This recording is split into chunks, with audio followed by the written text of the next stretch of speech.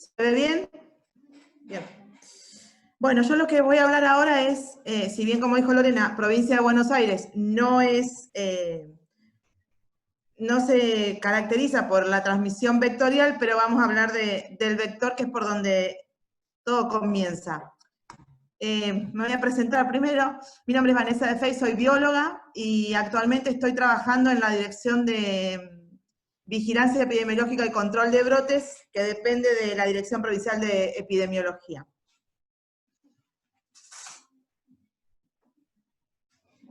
Esperen que no pasa la diapo.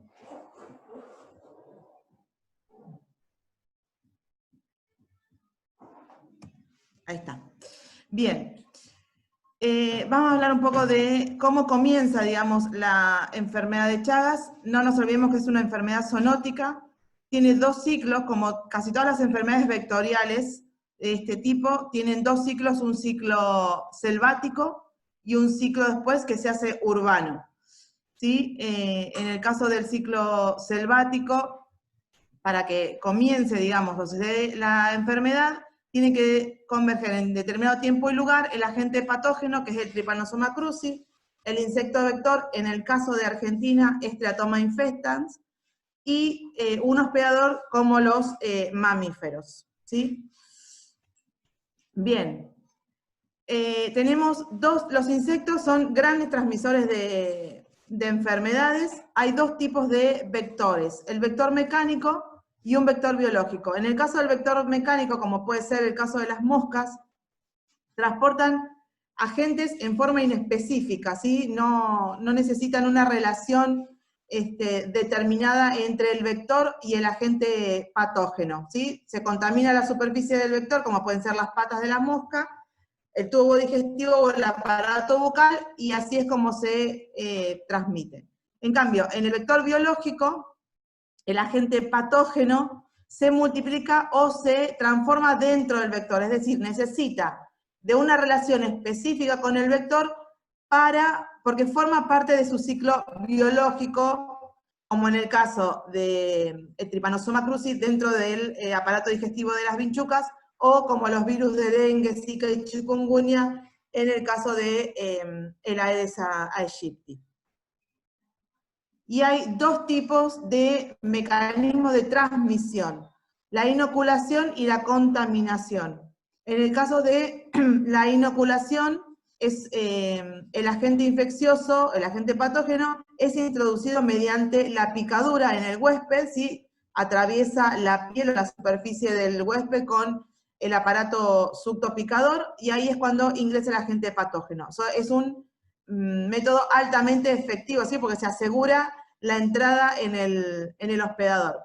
En cambio, la contaminación, que es un método de transmisión también, el agente infeccioso queda depositado sobre la superficie del vector, y por algún mecanismo externo o por otras circunstancias es cuando ingresa el agente en el huésped. Como en el caso de las vinchucas, que sabemos que el parásito está en la materia fecal, y cuando la persona se rasca, es cuando ingresa el parásito en sangre. Si por cualquier motivo la persona no se rascara, el agente patógeno quedaría sobre la superficie y no tendría posibilidad de entrar en el cuerpo. ¿Sí? Como había dicho al principio, hay otros insectos vectores, en el caso de los dípteros, como moscas, mosquitos o flebótomos, que estaba nombrando Guadalupe en la transmisión de la leishmaniasis visceral, los hemípteros, que ahora vamos a ver, que son las chinches, y las pulgas, que son la transmisión de peste bubónica. ¿Sí? Estos son algunos ejemplos, en realidad hay muchísimos más. Bien, estos son los hemípteros, hay gran variedad de estos insectos, ¿sí? Están sistemáticamente hablando, digamos, están dentro, son artrópodos, y dentro de los artrópodos son insectos. Los insectos se clasifican, tienen su característica, tienen el cuerpo dividido en 3 segmentos, cabeza, tórax y abdomen, con 3 pares de patas y 2 pares de alas. Y en el caso de los vinchucos están dentro del orden Hemiptera, y ahora vamos a ver por qué se los llama así, y incluye especies fitófagas, que se alimentan de plantas, entomófagas, que se alimentan de otros insectos, y las hematófagas.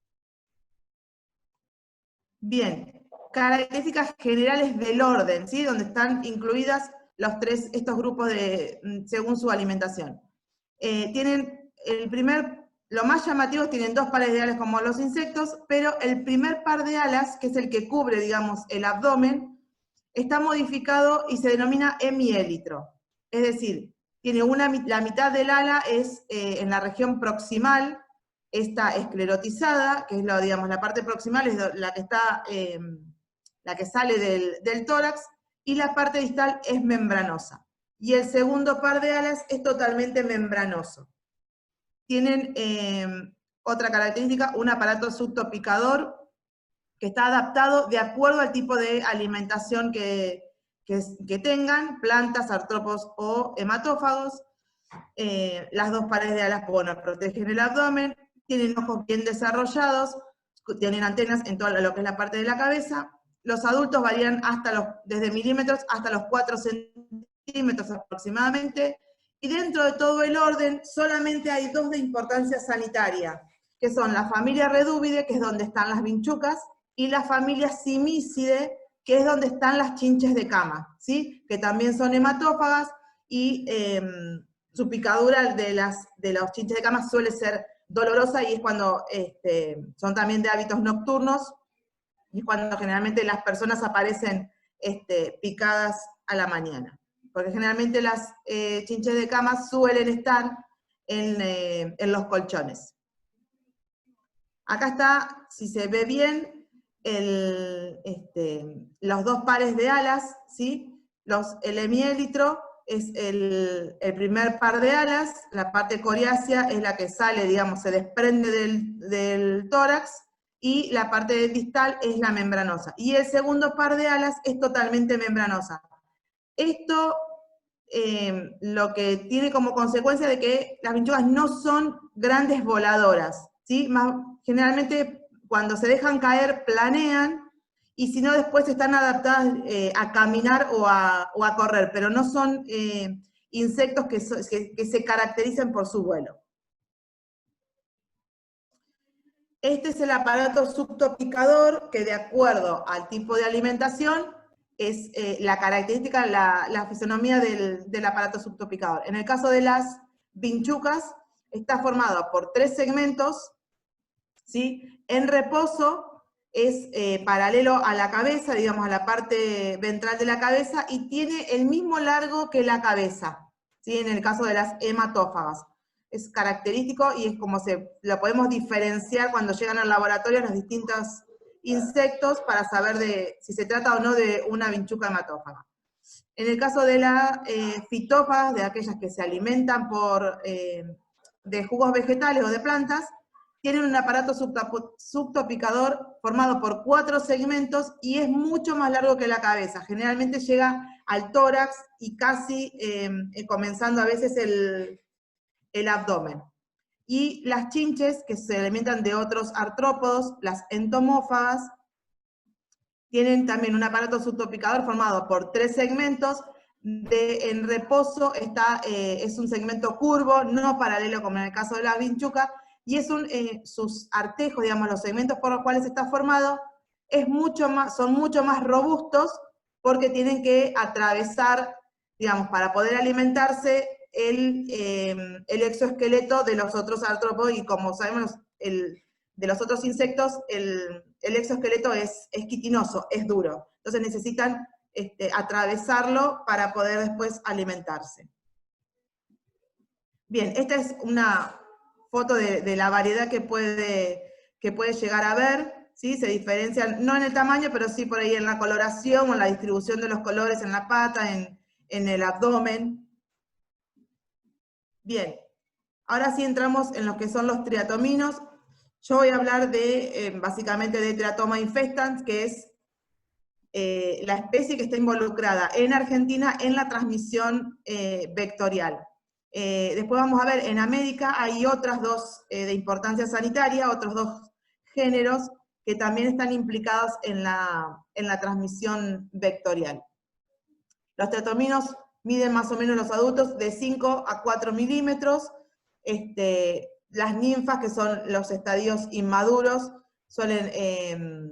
tienen un tamaño pequeño, tienen el cuerpo aplanado dorso-ventralmente, ¿sí? Bueno, el aparato subtropicador, como se puede ver en la foto, es recto y tiene los tres formados por 3 segmentos, y lo que tienen los triatominos, a diferencia de los otros hemípteros, es que tienen un pequeño cuello entre la cabeza y el tórax, que le permite cierta movilidad a la cabeza, cosa que los otros no tienen. O sea que eso también es una característica que utilizamos para diferenciarlos de los otros y saber si estamos en presencia o no de vinchucas. Las patas están adaptadas para correr y el abdomen es cóncavo y tienen un patrón en el margen que se denomina conectivo, que ahora vamos a ver, y en el caso de Teratoma infestans es intercalado amarillo y marrón. Bien, este es el abdomen, ahí está bien delimitado el conexivo, que también es característico de estos teratominos, y lo que tienen, como todos los insectos, tienen un exoesqueleto quitinoso. Si no tuvieran algún mecanismo de poder expandir su abdomen, no se podrían alimentar de la forma que lo hacen o de la cantidad de sangre que ingieren. ¿Cómo lo hacen? El abdomen tiene en sus costados unas pleuras membranosas, que lo que hacen es, son elásticas y expansibles. A medida que van ingiriendo la sangre que queda en el tubo digestivo, que tardan en digerirla, el abdomen se va extendiendo. Y eso es lo que hace, el peso de la sangre también es lo que hace que a medida que se alimenten, también defequen, y en la materia fecal es donde se encuentra el parásito. Lo mismo que cuando vuelven, digamos, una vez alimentados, que vuelven a sus lugares, a sus refugios, dejan en las paredes el rastro de materia fecal, son pequeñas líneas negras que son indicios cuando se busca, o en algunas casas, si hay o no presencia de vinchucas, son los indicios que se buscan también. Bien, este es el ciclo biológico. Ponen huevos y de los huevos directamente nacen las ninfas. Tienen 5 estados ninfales. Las ninfas solo lo que se diferencian es en el tamaño. Son todas hematófagas desde la primera que nace hasta el adulto. Son hematófagos obligados, tanto machos como hembras. Su única fuente de alimentación es sangre. Y las ninfas se diferencian de los adultos en que no tienen alas, sino tienen unos pequeños esbozos alares, y no son sexualmente maduras, es decir, que no se reproducen. Como todos los insectos, que a medida que van creciendo, su forma es la muda. En la última muda, o sea, desde el estadio 5 de la ninfa, cuando pasa al adulto, ya sí se desprende con el desarrollo de las alas y es madura sexualmente. Al decir que son hematófagos obligados, también, si cualquiera de los primeros estadios ninfales se llegara a alimentar de algún animal o de alguna persona enferma de Chagas, que en ese momento esté con el parásito en sangre, lo va a adquirir, y ese estado ninfal hasta los adultos, hasta que, digamos, se mueren, van a seguir, pueden infectar a las otras fuentes de cuando vuelven a alimentar, pueden infectar con el parásito. ¿Sí? O sea que es, en cualquier etapa de su vida, si lo toman desde cualquier estado ninfal, pueden ser infectantes. Bien, esto es Teratoma infestans. El tamaño promedio más o menos es de 2 a 2,5 centímetros. El conectivo característico, como les decía hoy, es amarillo y marrón intercalado.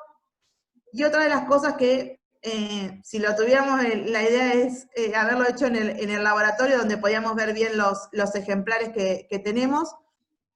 La base de las patas, ¿sí? Las patas tienen ahí en la figura, está formada por 5 segmentos. Los 2 primeros, coxa y trocánter, que son los, digamos, los que están en la base del tórax, son amarillos y el resto de la pata es negro. Eso también nos ayuda a diferenciarlas del resto de los hemípteros que pueden llegar al laboratorio, donde en su mayoría son insectos hematófagos los que llegan, ahora que empieza el calor, empiezan a llegar al laboratorio, y son insectos hematófagos, aunque han llegado algunos Teratoma infestans. Después se hace la investigación epidemiológica, y es generalmente de gente que ha viajado a zona endémica, o zona donde hay presencia del vector, y se la trae entre sus pertenencias. Y son las que mayor se acostumbraron a convivir con el hombre, o sea, las que mayor se adaptaron, ¿sí? Le damos refugio y fuente de alimento, así que se han quedado muy cómodas conviviendo con el hombre. La ingesta alimentaria, esto es importante, son animales de hábitos nocturnos. ¿Cómo atraen al hospedador o a su fuente de alimento? Generalmente son atraídas por el calor que desprendemos cuando dormimos, o el dióxido de carbono, o el olor. Y pueden estar entre 3 minutos a media hora en la misma fuente alimenticia alimentándose. Esto, como nos preguntamos por qué no se da cuenta la persona, si con un mosquito lo sentimos enseguida que nos está picando. Su saliva, la saliva de las vinchucas, tienen una cierta cantidad de sustancias, entre las cuales se encuentran que son anticoagulantes o vasoconstrictoras, es decir, para prevenir la coagulación de la sangre y poder alimentarse bien, y entre esas otras sustancias, tienen sustancias que sirven para apaciguar el dolor, y tienen una respuesta del dolor inflamatoria e inmune del huésped. Entonces, puede estar tranquila, alimentándose hasta media hora más aproximadamente. Una vez que se retira y una vez que pasa ese efecto de anestesia, es cuando la persona siente el dolor, y la picazón es cuando se rasca, y si el parásito está en la materia fecal que ha dejado la vinchuca, es cuando el parásito entra. ¿Sí? Esta es toda un proceso de succión de sangre y evacuación, ¿sí? del excremento. Empieza tranquila, o sea, en la primera figura tenemos el abdomen bien aplanado dorsoventralmente, después empieza a expandirse con las pleuras estas que les comentaba hoy, y en la última figura, en la inferior, tenemos la vinchuca alimentándose y la gota de excremento que deposita sobre la superficie del huésped. Bien. Los adultos de Teratoma infestans presentan dimorfismo sexual, ¿sí? Las hembras, como generalmente en todos los insectos, las hembras son mucho más grandes que los machos, y otra característica de este dimorfismo sexual, más allá del tamaño, en el final del abdomen, las hembras presentan un pequeño festón, es decir, una adaptación, digamos, del abdomen para proporcionar la buena oviposición, digamos, es una estructura que ayuda a la oviposición. En cambio, los machos tienen el final del abdomen de forma recta, ¿sí? Eso en ejemplares en el laboratorio, eso se puede ver, se ve claramente cuál es macho y cuál es hembra, que también es importante cuando han aparecido en provincia de Buenos Aires, en lugares donde no hay indicios de que haya colonias de vinchucas. No es lo mismo que aparezca un macho que aparezca una hembra o una pareja, ¿sí? Porque puede haber formado una pequeña colonia. Así que en el dimorfismo sexual nos fijamos en la parte final del abdomen. Esto, bueno, acá está toda digamos, la pareja y los huevos y los 5 estados ninfales. Y acá les quería mencionar los otros 2 géneros que están involucrados en la transmisión del Trypanosoma cruzi en América, que son Rhodnius y Pastrongyllus. Estos acá los podemos ver, son bien distintos los 3 géneros, pero los 3 géneros son transmisores del Trypanosoma cruzi. Bien. Y esta es la distribución en América. Tenemos Teratoma infestans, en lo que son los puntos amarillos, Después tenemos Pastrongyllus, que son los puntos violetas, los que tenemos en todo lo que es la costa de Brasil, y Rhodnius, que son los puntos rojos, que se caracterizan por, o sea, que están, la importancia es en el norte de América del Sur y en parte de América Central.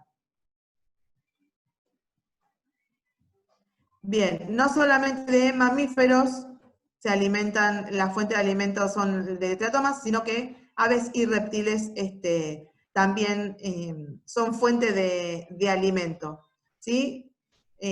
Por eso se los busca también tanto en los gallineros, suelen hacer colonias bastante grandes porque tienen fuente de alimento valorado ahí. Viven generalmente viven en este tipo de hábitats en regiones con clima seco y cálido, cerca de su fuente de alimento, que puede ser gallinero, corrales o el hombre en la casa, en el domicilio o el peridomicilio. Los lugares donde habitan pueden ser en los gallineros, tanto en los nidos, y si no dentro de las casas, en los techos de paja, en las grietas de las casas, ¿sí? en pilas de madera acumulada o de leña, ¿sí? Bien, estos son los factores que favorecen la infección humana y la reinfestación, ¿sí? El convivir con animales dentro de las casas o con la costumbre de dormir con animales en las camas, eso también ayuda a la infección. Y las medidas para evitar la infestación o la reinfestación de vinchucas de las casas es una limpieza periódica, ¿sí? Un mantenimiento del orden y de la casa, de los alrededores, mejoramiento del hogar, techos, tapar grietas o las hendiduras, o tratar de revocar paredes. Si hay que aplicar insecticidas, tienen que ser los insecticidas recomendados, aplicados por personas que sean idóneas, generalmente tienen todo un proceso de aplicación y de ciclos de aplicación de estos insecticidas, tratar de quitar la leña apilada de la cercanía de la casa o mantener alejados del domicilio los corrales o los gallineros. Perros y gatos tratan también de que estén fuera de la vivienda, y la utilización, de ser posible, de mosquiteros. Y en definitiva, esta siempre la buscamos viva o muerta porque nos ayuda a empezar un trabajo epidemiológico con la gente. Muchas gracias. Bueno, si hay alguna pregunta para Vane, o volvemos al tema del laboratorio. Lo pueden hacer por el chat, como veníamos anteriormente. Bueno, mientras tanto, las dificultades del sistema, el viernes y hoy nos hubo una mala pasada, y bueno, por suerte pudimos de alguna manera resolverlo, pedimos disculpas, porque no somos especialistas en el tema. Así que bueno, queríamos... Se acabó.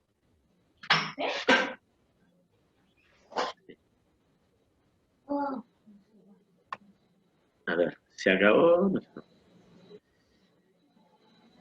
A ver. Bueno. No, estamos conectados. ¿Estamos conectados? Sí, sí. Para Vane, una pregunta. Cuando se encuentra un insecto que parece vinchuca, ¿cómo se evalúa? Mira, eso depende de cada municipio. Generalmente, se encuentra alguna vinchuca, no manejarse con guantes, tratar de que no tocarla a mano limpia, digamos, y siempre conectarse con el sistema de salud más cercano, sea una unidad sanitaria, un hospital, y con el centro de zoonosis del municipio, porque si no, ellos no saben identificar el insecto, lo remiten a zoonosis urbanas, y en el caso de llegar a ser un teratoma infesta, bueno, se desprende todo el trabajo interdisciplinario que hay que hacer, pero siempre con lo más probable es lo más seguro es con el centro de zoonosis del municipio o quien se encargue del área del municipio. A veces bromatología, eso depende cómo esté organizado en el municipio. Bueno, gracias, Vane. Gracias a todos por de haberlos podido realizar y que se encuentran contentos y agradeciendo esta presentación. Así que esperemos seguir trabajando en el foro especialmente, que es el lugar de encuentro que tenemos en forma habitual, y de alguna manera, en pocos minutos, bueno, acá me avisa que se está por cortar el Zoom, así que aprovechar para las últimas preguntas si hay, y si no, Nancy, si querés hacer alguna aclaración sobre el curso, que Nancy Basset es la coordinadora junto conmigo del curso en general. Esperemos seguirnos conectando y acompañándonos. Nancy, ¿estás ahí?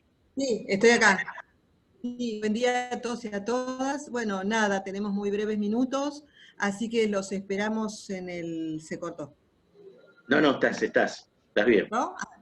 Los esperamos en el foro de discusión. Es muy importante la participación de todos allí, porque ahí es donde logramos interconectarnos, intercambiar experiencias, bueno, más allá de las actividades que nosotros vamos pautando a partir de cada módulo. Lo más rico es el intercambio que pueda generarse allí, porque es lo que nos permite un aprendizaje colectivo, un aprendizaje entre todos. Y desde nosotros también ir perfeccionando el trabajo que venimos haciendo desde muchos años, ¿no? Por lo tanto, poder contar con la experiencia de quienes están trabajando en la temática de Chagas, nos hace enriquecernos.